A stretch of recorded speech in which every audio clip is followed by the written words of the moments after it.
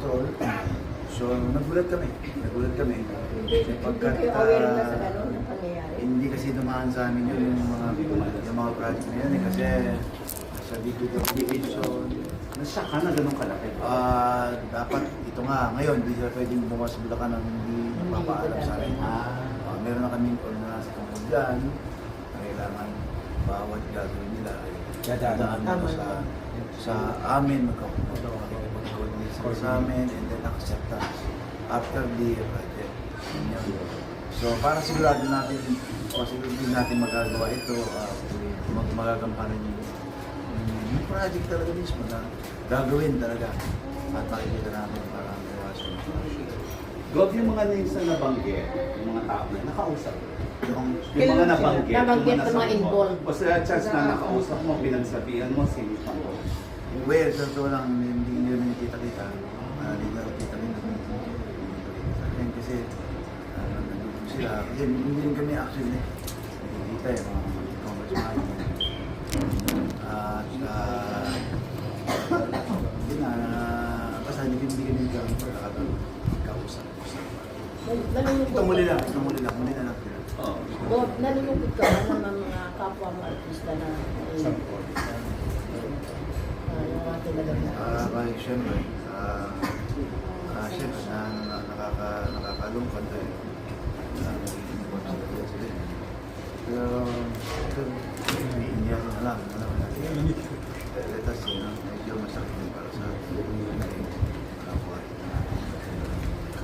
But anyway, sana ma-resolve ito lahat.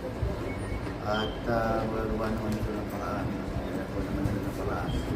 Para ma-resolve ito. At yun nga, hindi sila pwedeng gumawa sa Bulacan nang hindi magpapaalam sa amin. At ngayon, nung na-aproban yung GAA, ay pinagkita sa amin kung nila-aproban. Ano yung sabihin ng God?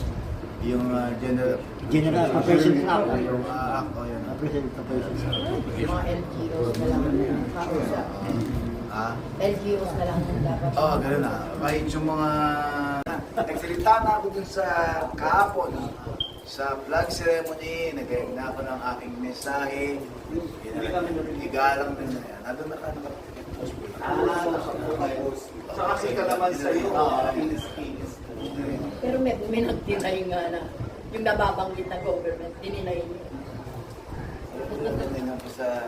Yan na, yung sinabi ko, yun na yan. Yun yan. At mas maganda tayo, magpupunta tayo ngayon tayo. By next week, I think, kanina kausap ko yung ating mga kaibigan dyan kanina, mga panggilan ko kayo po. Sabi 9 pesos na tataas ng kasi next week. Kahit sa papalit na kayo ng Ngayon, yun, marami tayong dapat na Hindi ko na kaya lumabas. Ano naman usapan niyo ba? Sa times 9. Well, tataas lahat ang bilihin. Domino effect. Francis yung ano na. Ano naman usapan niyo pwede sa Well, siyempre, supportahan natin sila. National government. Kailangan natin ang ayuda. Ay, napakataas po niyan, sigurado. 9 pesos. Kung totoo man yun, 9 pesos per liter. If ever. Tatlong piso nga lang, nagrarally na. Ngayon, 2 piso na, di ba? Yes. Mataas na yung sabi yan. Oh, today. So, ibig sabihin na yung mga mahihirap lalo mahihirap. At tataas ang bilihin. So, yung mga kumikita lang ng mga tricycle boy ng mga 500 lang. So, konti na lang magiging nila. So, yun nga, at kinakailangan ng suporta namin. So, bigyan na naman ng ayuda, bigyan ng suporta. Yan ang gagawin natin. Lalayan sila. Pero naman tungkulin natin. Tungkulin natin. Lalayan sila. Pero sa totoo lang, marami magiging apektado dito. Mga negosyante. Yes. Kami gob dama. global? Baka na kami. Sweldo lang di tumataas bro. Presyo na ano lang dito. Damay ang mga media, bro. Lahat tayo. Kami lang. Lahat tayo damay, siyempre. Lahat to si Jimmy. mahirap pang may buhay natin ngayon. Di ba? Tuloy-tuloy yung mga doon sa Philippine East, tayo, mapagpapag po tayo. Yan po sana, may nabasa kami ko sa Facebook. Ito po, no? Kaya tayong North Korea. Oh, So, wag sana Asia yan. Foreign. Hindi naman nila kung ano mangyayari. Ang mangyayari kasi, mag-strike na limaan to, na war, mag-aerial na war, mangyayari. Wala naman tayong pang-aerial. Diba? Wala rin tayong pang-intercept. Para nanggalang, mayroon tayo. Sarang wala. Of any upcoming events or despite all this crisis, yung mga crisis na kinakaroon natin, ano po ba ang mga pinag-aandaan ng Bulacan ngayon? Events or anything? Well, pinalakas namin ng scholar. Nung naupo kami ni Alex Catherine, dapat nakita ni si Alex. 11,000 ang scholar. Ngayon, 18,000 na. At ginawa namin yung aming scholars grant, hindi cheque. Ginawa namin ATM na mga Wow. para hindi sila mamamasay kung saan bangko niya sa PTF na bangko. Kasi ang dami, 18,000 na. With one Tapos, ganoon din, pinalakas namin yung kooperatiba, ginawa namin yung Boko, ginawa natin yung Boko, patuloy ng pagpapamukha natin sa mga kooperatiba para yung mga maliliit na tao, para makapag-negosyo. Kasi kinakailangan pala kasi natin yung mga migrant, small enterprises, tapos pinataas namin yung aming pagpapakutang sa Boko, dahil yung pinakataas, 300 yan namin 500,000. So, hindi lang yan, yung job fair natin, monthly, meron at least twice or thrice month yung ating job fair. Kasi yung job fair, nangyayari lang dito, kung wala pa kami ni Alex, tuwing may event lang, may singkapan, festival, once lang yan. Once lang nangyayari dito sa Bulacan, marami din tatlong beses. Pero ngayon, buwan-buwan. Nagiging regular na natin kasi hindi naman kasi lahat kasi araw-araw naghahanap ng mga tao. Hindi naman yung event na lahat sila maghahanap yun. Kinakailangan lahat sila masuportahan. Yun yun. Siyempre, sa mga mag-asaka natin, tuloy-tuloy bumibigyan natin ng mga permanent devices, using devices, lahat. Dala-dala kami kung hindi ng mga kailangan nila. O yan, sa mga kasama. Ilang term nyo? Last term mo na po ngayon? Ako last time na si Alex, pangalawa to. So, after this, anong plano? Hindi ko pa alam eh. May nagsasabi sa akin na mag-run daw kami. Magkaroon ng congressman, umalik ako ng vice governor, supportan ko si Alex. Ayaw na lang Bulacan na umalis ako dito. Ano lang, naka-stay ako dyan. Yan yan. Kasi lagi po tayo ni People's Day, every Monday. Yan po, every Monday, People's Day natin. Pero mas especially, pinakamalaki natin People's Day. Every first Monday of the month. Pero Gob, sa mga binanggit mo, ano yung pinakamatimbang sa iyo? Vice, Mayor, Mas posible. sa ngayon. Vice Go, Vice Go. Wala naman kasi magiging matimbang dito. Ang pinakamahalaga dito yung service. Makagawa ka ng service. So dapat talaga. Mapalipan ko ng mga executive. Iba-ibang function yan. So, mas posible yung Vice Governor to support Alex. Depende sa pag-usap namin ni Alex. Siyempre, si Alex naman, makakaano naman siya, makakatitig naman sa mag-isa. Pero, siyempre, iba na yung pinag-usap. Iba na yung magtutulong kami. Na Kasi magkasunod. alang-alang sa mga Tandem pa na. Ano ba pakiramdam na yung Vice Governor mo, ang sipag din na katulad Yeah, si Alex. si Alex. Sabi ko nga sa kanya, pagbutihin niya. Masipag si Alex. Ang naman sa kanya, mabait. Mabait sa asawa, mabait kaisan. Makikita mo ang family man. Makikita mo wala siyang bisyo. at wala siyang iligan na hanap buhay, nakita mo talaga, at nakita mo talaga yung dedikasyon niya sa paglilingkod. Kasi yun ang kailangan natin eh. Sabi ko sa kanya, huwag kang papasok sa mga iligan na bagay, kasi kinakailangan naman permission lang tayo. Saka very supporting siya sa reunion ng sex shop. Siyempre, asawa niya yun eh. Asawa niya yun eh, ha? Tuloy-tuloy naman sila. Tuloy-tuloy naman yung pagkakas. Nakagawan tayo. Medyo mabagal-bagal lang ngayon kasi nga siyempre, yung minsan bigla lang magawa. Pero tuloy-tuloy sila naman. Bigyan naman Go.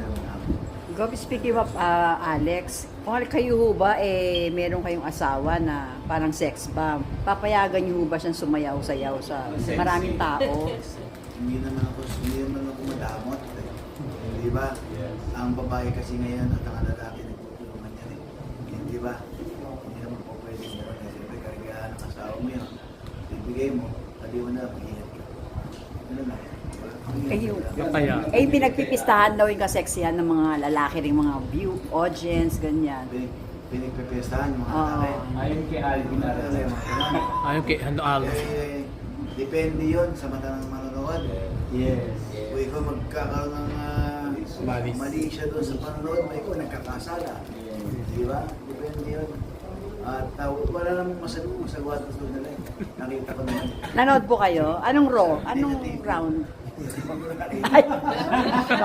Hindi ka nanood, naka-4 na rounds, Gob. 5. 5, hindi ka binigyan ni Vice Gob ng ticket. Ay pero Gob, 'di ba sa next election, presidential election din 'yan. So, meron ka bang planong suportahan na tatakbong presidente? Hindi ko natin alam, malayo pa yan. O kasi siyempre, Natin alam. ano, Tingnan natin kung paano. Dating lady siya. may kulay pa po ba kayo? May kulay pa po ba kayo sa politika? Kulay. NUP ako yan. Sino ba ang malakas sa inyong partido para tumakbong presidente? Hindi natin alam. Wala, no? Wala siya. Depende yan sa tao ngayon. Di ba? Kakapain natin ng tao. Kaya natin. Basta ngayon, ang mahalaga, maraming problema. Diba, nakita naman natin, nagkikira sa mga bansa. Hindi natin alam kung saan tutungo ito. Ang mahalaga ngayon magkaisa.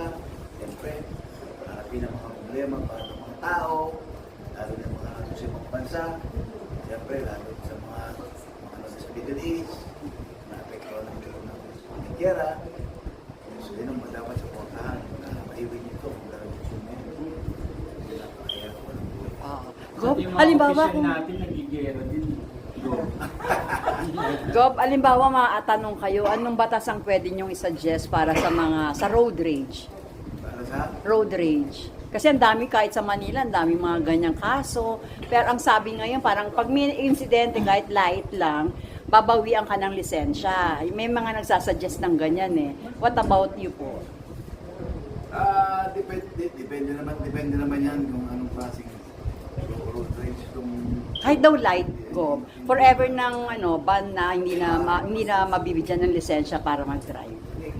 ginagawa naman ng LTO. Ginagawa ng LTO. Kaya sobrang naman ng LTO. Oo. So meron na existing na ganyan ko. Hindi ko lang. Hindi ko lang sa LTO. Kayo meron po ba kayong naiisip na batas? Kasi iba nagbabarilan sa daan, mga ganyan.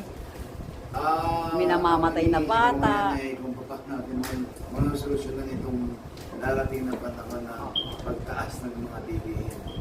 Kahit na ngayon. Kasi marami tayong batas. Napakarami tayong batas. Napakarami pa namin ang batas. Hindi na-implement man. Pero gusto ng tao. Dapat natin isipin ngayon ay gumawa tayo na makatutulong sa mga kababayan natin na nag-iiyak. Yan yun, yung programa namin ang actual. Yan po yan. Basic, yung mga basic needs. Gaba na naman ang stand niya sa investigation sa blood control project. Parang kumukha mo si Altapal. Kilala ba niya si Art? Yung love life mo. Gusto ka na. Sasagot. Love life. Update. Love life. Love life. Still single. Mm. Wala na. Pero may nachichismis sa'yo, Gob. Basta yung blood natin. Oo nga. Pero wala namang masama kasi binata ka naman, di ba, Gob? Wala namang masama kung maling ka. Kung maling po kayo Maganda sa- naman yung nalilig sa kanya. Oo. Sexy.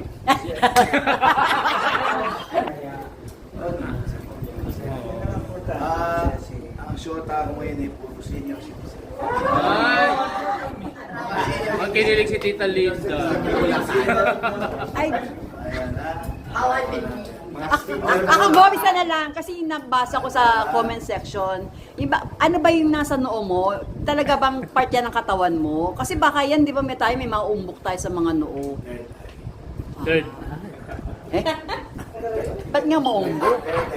Third eye yan, third eye. Ah. Lesson 10 po. Diploma. Yun. So matagal na yan. Pero kinukonsider kong third eye. I third eye. Okay na.